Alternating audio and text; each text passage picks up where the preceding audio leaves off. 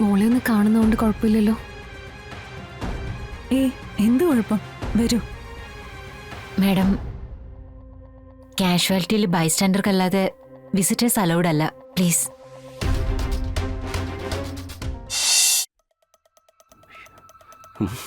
ഈ പെണ്ണുമ്പിള്ള ഇത് എങ്ങോട്ട് പോയി?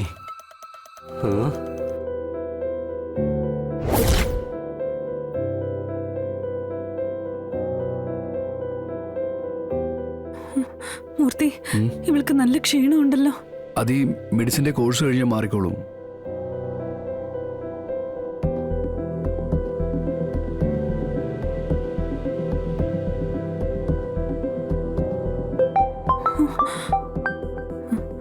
ശാലിനിയാ ചിലപ്പോ ഇവിടെ വന്നിട്ടുണ്ടാവും.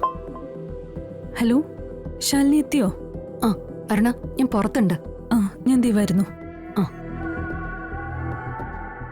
അവള് പുറത്തുണ്ടെന്ന് ഞാനൊന്ന് നോക്കിയിട്ട് വരാം.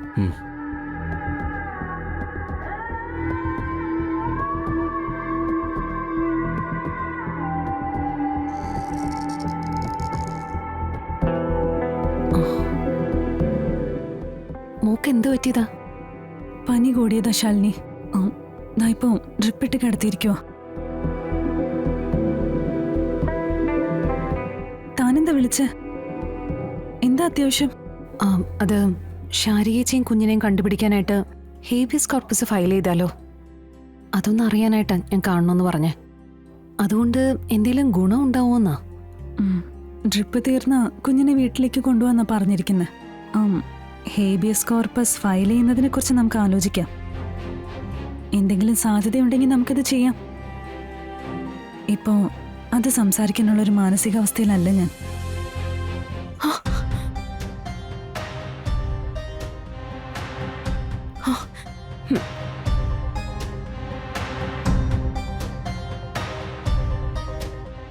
എന്റെ കുഞ്ഞിനെ നഷ്ടപ്പെടുത്തിയതുപോലെ ഇവളടുത്തുകൂടി ഈ കുഞ്ഞിനെ എന്നിൽ നിന്ന് അകറ്റുമോ? ഇവളെ സൂക്ഷിക്കണമെന്നും കുഞ്ഞുങ്ങൾ ഇവളെ കാണിക്കരുതെന്നും എങ്ങനെ ഇവിടെ പറയാ? മോളെ ഒന്ന് കാണുന്നതുകൊണ്ട് കുഴപ്പമില്ലല്ലോ. എന്ത് കുഴപ്പം? വരൂ. മാഡം, കാഷ്വാലിറ്റിയിൽ ബൈസ്റ്റാൻഡർക്കല്ലാതെ വിസിറ്റേഴ്സ് അലൗഡ് അല്ല, പ്ലീസ്. അതുകൊണ്ടാ ഞാൻ പറഞ്ഞത്. ഇത് കളക്ടറാണ്. സോറി മാഡം, ഞാനിവിടുത്തെ രീതി ഒന്ന് പറഞ്ഞതേ ഉള്ളൂ. മാഡം കയറിക്കോളൂ. അത് വേണ്ട, ഞാനായിട്ട് ഇവിടുത്തെ നിയമം തെറ്റിച്ചൊന്നും വേണ്ട. അനുവാദം ഇല്ലാത്തടത്ത് കയറുന്നത് ശരിയല്ലല്ലോ. ഞാൻ പറഞ്ഞതേ ഉള്ളൂ മാഡം. നാളെ എന്തായാലും എനിക്ക് വീട്ടിൽ വരണമല്ലോ.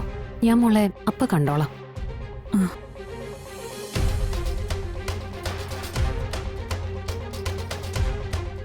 ഒന്ന് നിന്നേ. കുറെ നേരം എല്ലാം നടക്കാൻ തുടങ്ങിയിട്ട്. ആശുപത്രി എന്നാ ഒരു ദിവസം അങ്ങ് പോക്കാ. വീട്ടിലിരുന്നിട്ട് എന്താ കാര്യം സാറേ? അവിടെ ഒന്നും ചെയ്യാനില്ലല്ലോ. പിള്ളച്ചേട്ടാ, അച്ഛനെ നോക്കിക്കോ. ഞാൻ ഫാർമസിന്ന് മരുന്ന് വാങ്ങിട്ട് വരാം. ശരി മോളെ. നടക്കും സാറേ, നമുക്ക് അവിടെ ഇരിക്കാം. ശ്യാമക്കുഞ്ഞ് മരുന്ന് വാങ്ങി വരട്ടെ. നടന്നാ മതിയല്ലേ. ഡോക്ടർ എന്താ ഇവിടെ? ജോയിൻ ചെയ്തിട്ട് ഒരാഴ്ചയായുള്ളൂ. ചോദിച്ചു വാങ്ങിയ ട്രാൻസ്ഫറാ. ഹസ്ബൻഡ് ഇവിടെ അടുത്താ വർക്ക് ചെയ്യുന്നേ. മക്കള് രണ്ട് സുഖായിരിക്കുന്നല്ലോ അല്ലേ? ഇപ്പോഴും ചില ഫാമിലി ഇഷ്യൂസ് ഉണ്ട്. ശരിയാവുന്നുള്ള പ്രതീക്ഷയില്ല.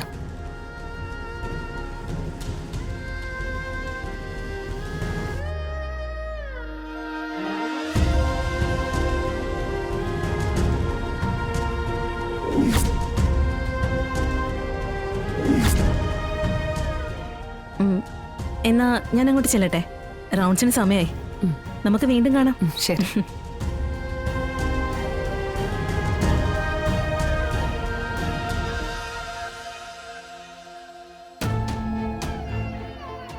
നീ എന്താ ഇവിടെ? ഓ, പ്രതീക്ഷിച്ചില്ലല്ലേ? രഹസ്യം പുറത്തായല്ലോ. എന്ത് രഹസ്യം? പഴയ ഗൈനക്കോളജിസ്റ്റിനെ തന്നെയാണല്ലേ കണ്ടത്? അല്ല, ചോദിക്കാൻ പാടുണ്ടോന്നറിയില്ല, എന്നാലും ചോദിക്കാം. ഇതിപ്പോ എത്ര മാസാ?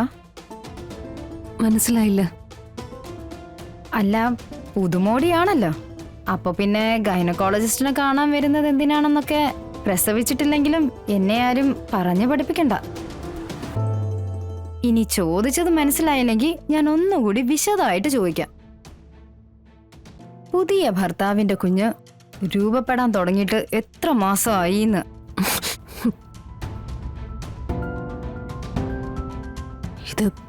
ഇതൊരു ഹോസ്പിറ്റലായി പോയി. ഇല്ലെങ്കിൽ ഇതിന് മറുപടിയായി നിന്റെ കാരണം അടിച്ച് പൊളിക്കുമായിരുന്നു. അതെ, എന്നെ അടിച്ച പണ്ടത്തെ പോലെ ശ്യാമ വാങ്ങിക്കൂട്ടി മിണ്ടാതെ ഒന്നും നിൽക്കില്ല, തിരിച്ചടിക്കും.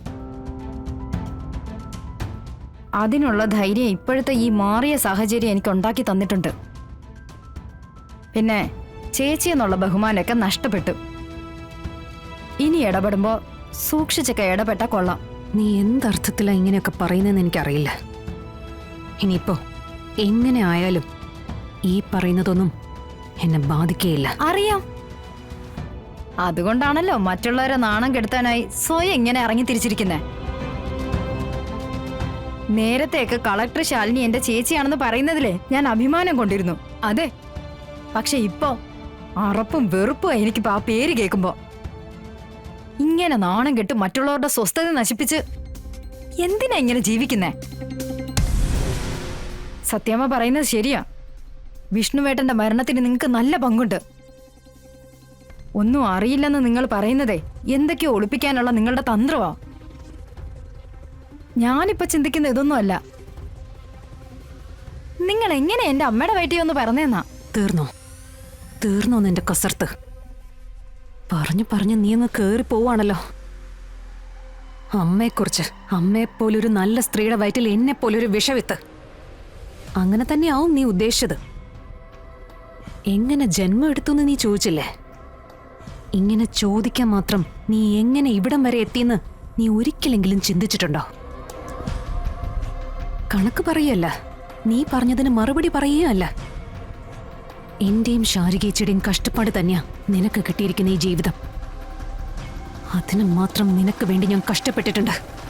കല്യാണം കഴിപ്പിച്ച് അയക്കുന്നത് വരെ ഇളയ കുട്ടി ആയതുകൊണ്ട് രാജകുമാരിയെ പോലെ തന്നെയാ ഞങ്ങൾ നിന്നെ കൊണ്ടു നടന്നത്.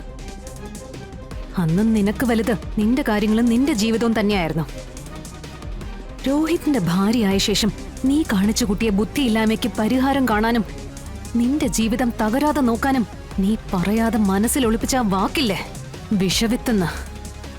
ഈ വിഷവിത്തേ ഉണ്ടായിരുന്നുള്ളൂ. എടി, എന്റെ ജീവിതം പോലും നോക്കാതെയാ നിനക്കൊക്കെ വേണ്ടി ഞാൻ ജീവിച്ചത്. നീ ഇപ്പൊ വിളിച്ചു പറയുന്നത് പോലെ ഞാൻ വിളിച്ചു പറഞ്ഞിരുന്നെങ്കിലേ നീ ഇപ്പൊ ഇവിടെ നിൽക്കില്ലായിരുന്നു. കാര്യങ്ങൾ ഞാൻ കൂടുതൽ വിശദീകരിക്കണ്ടല്ലോ. അതുകൊണ്ട് മോളിപ്പോ പോവാൻ നോക്ക. അതെ, ഞാനിപ്പോ ഇവിടെ നിന്ന് പോവാം. പക്ഷെ ഇത് ഹോസ്പിറ്റലാ.